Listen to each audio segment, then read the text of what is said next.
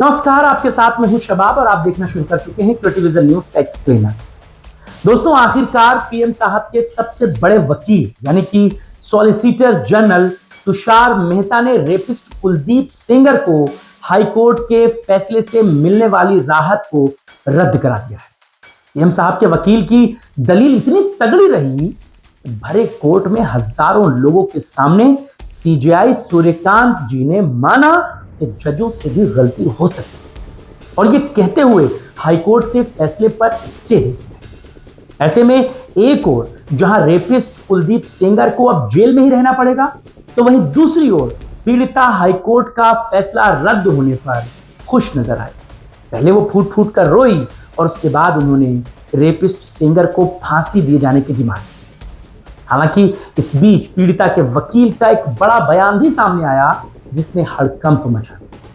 पीड़िता के वकील के क्या आरोप थे और सुप्रीम कोर्ट में सुनवाई के दौरान आज क्या कुछ हुआ, आज की अपनी रिपोर्ट में हम यही आपको बताने जा रहे हैं। दिल्ली हाईकोर्ट ने पिछले दिनों कुलदीप सेंगर के मामले में ट्रायल को सुनने और 1 महीने से ज्यादा फाइल को रखने के बाद एक बड़ा फैसला सुनाया। इस फैसले में रेपिस्ट कुलदीप सेंगर की न सिर्फ जमानत हुई बल्कि उसकी सजा को यह कहते हुए रद्द कर दिया गया कि वो लोक सेवक नहीं। इसके बाद इस पूरे फैसले से देश भर में हंगामा मचा। पीड़िता को एक बार फिर सड़क पर उतरना पड़ा, प्रदर्शन करना पड़ा। और वो मामला 2017 का आपको याद है, जब उन्नाव में पहली बार रेप पीड़िता इसी बीजेपी के विधायक के खिलाफ रेप का आरोप लगाते हुए थानों के चक्कर काट रही थी। एफआईआर दर्ज कर लो, एफआईआर दर्ज कर लो, लेकिन कोई नहीं सुन रहा था। यहां तक कि पीड़िता की मां डीएम और सीनियर पुलिस के अफसरों तक पहुंची थी, लेकिन मामला विधायक का था, वो भी बीजेपी के विधायक का। कौन सुनता? किसी ने नहीं सुना। आखिरकार मजबूर होकर पीड़िता लखनऊ आई और लखनऊ में मुख्यमंत्री आवास के सामने उसको आत्मदाह करना पड़ा। याद आया आपको? तब जाकर यह मामला सीबीआई को ट्रांसफर हुआ। इसके बाद कितनी चीजें हुई, पीड़िता की बाप की मौत हो गई। इसके बाद उसी महिला पर, उसी लड़की पर ही मुकदमा हो गया। बहुत सारी हैपनिंग हुई। एक बार तो आपको याद होगा, पीड़िता को बयान दर्ज कराने के जाते समय उसकी मौसी और चाची के साथ वकील को कुचलकर मारने की कोशिशें हुई, मार दिया गया। इसके बाद भी जब पीड़िता को न्याय नहीं मिला तो वो सीजीआई को उसने पत्र लिखा था। तब जाकर सीबीआई ने सही दिशा में जांच शुरू की। मामला बीजेपी के विधायक से जुड़ा था, रसूख से जुड़ा था, तो कैसे काम हुआ? खैर, रेपिस्ट सेंगर को बचाने के लिए क्या क्या पैतरे नहीं आजमाए ये आपसे छुपा नहीं। 3 दिन पहले खुद पीड़िता जांच करने वाले अफसर के खिलाफ भी एफआईआर करानी पड़ी। इतना सब कुछ सहने के बाद भी पीड़िता को जैसे तैसे करके न्याय मिल पाया था। कुलदीप सेंगर जेल पहुंचा था, लेकिन हाईकोर्ट के जज साहब ने गजब का आदेश दिया। इससे पीड़िता एक बार फिर दुखी हो गई, उसके जज्बात खेले। सीबीआई इस मामले को लेकर सुप्रीम कोर्ट गई और पीएम साहब के सबसे बड़े वकील तुषार मेहता सीबीआई की ओर से सुप्रीम कोर्ट पहुंचे और पीड़िता के लिए दलील पेश की। ये अपने आप में बड़ी बात है। जब चीफ जस्टिस सूर्यकांत जी ने जस्टिस जे.के. माहेश्वरी और जस्टिस ऑगस्टीन जॉर्ज मसीह की बेंच में सुनवाई शुरू की, तो दोनों ने उस पूरी बेंच में पक्षों के करीब 40 मिनट तक उन्होंने दलीलें सुनी। सीबीआई ने कहा कि हाईकोर्ट के जिन जजों ने सजा सस्पेंड की है वो बेहतरीन जजों में गिने जाते, लेकिन गलती किसी से भी हो सकती है। कोर्ट को लगता है कि मामले में अहम सवालों पर विस्तार से विचार करना जरूरी है।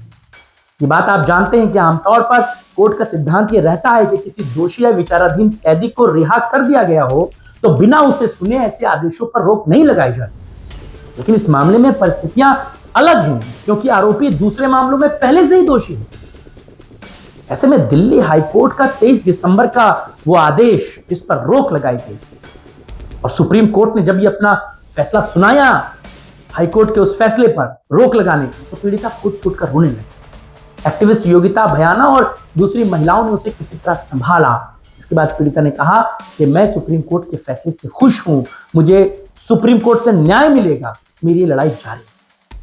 आप सोचिए जरा कि एक बच्ची जिसके साथ पहले रेप हुआ उसने एफआईआर कराने की कितनी जद्दोजहद की, उसके पिता का देहांत हो गया, वो उसकी मौसी, उसकी बुआ को कुचल कर मार दिया गया, कितना मामला हुआ, कैसे एफआईआर दर्ज हुई, कुलदीप सेंगर जेल गया, उसको जेल से रिहाई मिल गई, जमानत मिल गई, भले शर्तों के साथ मिली है, लेकिन मामला बड़ा विचलित करने वाला था। सुप्रीम कोर्ट की आज की सुनवाई पर सबको निगाहें लगी हुई।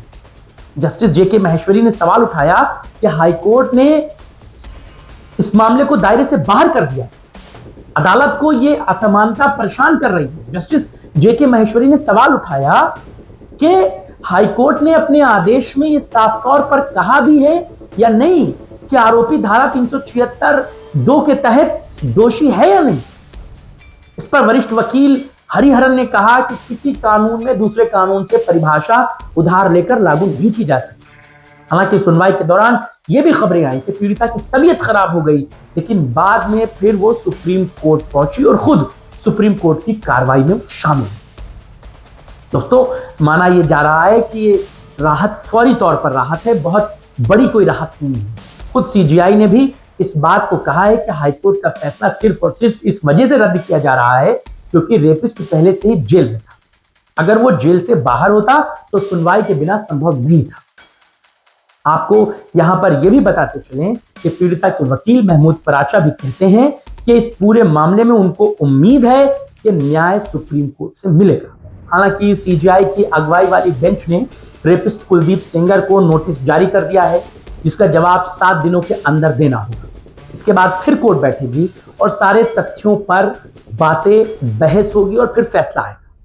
उम्मीद है कि इस बार पीड़िता निराश नहीं होगी, उसको पूरा न्याय यानी कि कुलदीप सेंगर को अधिकतम सजा होगी। हालांकि वो तो फांसी की मांग कर रही है। अब इस पूरे मसले पर क्या होता है, अगली सुनवाई पर सबकी निगाहें डटी हुई। लेकिन ये बात जानिए कि ये मामला छोटा नहीं था। मामला सिर्फ बीजेपी के रसूख, बीजेपी के विधायक, उसकी गुंडई, उसकी बाहुबली से जुड़ा था। तभी तो एक विधायक के खिलाफ एफआईआर लिखाने के लिए एक लड़की को कितना संघर्ष करना पड़ा। उसके साथ कोई छिनैती, कोई लूट नहीं हुई, उसकी असमत लूटी थी, उसके साथ रेप हुआ था। अपनी रेप की बात को भी वो कहती रही लेकिन कोई मानने को तैयार नहीं था। मामला बहुत सुर्खियों में रहा था। योगी जी की नई नई सरकार बनी, 2017 का ये मामला बीजेपी के लिए भी बड़ी किरकिरी का सौदा बना था। हालांकि अब इस मामले में कुलदीप सेंगर को जेल में ही रहना पड़ेगा या क्या होगा ये तो आगे वाली सुनवाई पर पता चलेगा, लेकिन फिलहाल अभी उनकी जमानत पर रोक लगा दी गई है, वो जेल में ही है। आप इस खबर पर क्या सोचते हैं, बताइएगा। आपकी राय और विचारों का इंतजार रहेगा कि किस तरह सत्ता कानून का दुरुपयोग करती है। फिलहाल इतना ही।